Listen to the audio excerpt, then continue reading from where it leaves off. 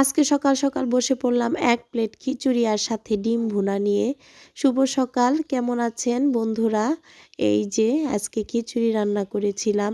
এই রেসিপিটা দেখার জন্য অবশ্যই অন্য একটা ভিডিওতে আপনাদের জয়েন করতে হবে।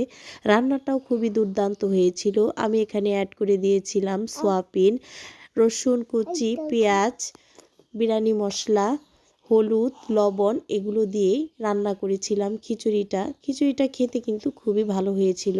মুসুরির ডাল দিয়ে রান্না করেছিলাম। এডিট করতে করতে আবারও খেতে ইচ্ছা করছে গাইস। রান্নাটা খুবই দুর্দান্ত হয়েছিল। আমার খাওয়ার এক্সপ্রেশন দেখে তো বুঝতেই পারছেন আমি কিভাবে খাচ্ছি। খিচুড়িটা মাখিয়ে তারপরে ডিমটা সাথে নিবেন, ভালো করে মেখে এই যে মুখে দিয়ে দিবেন।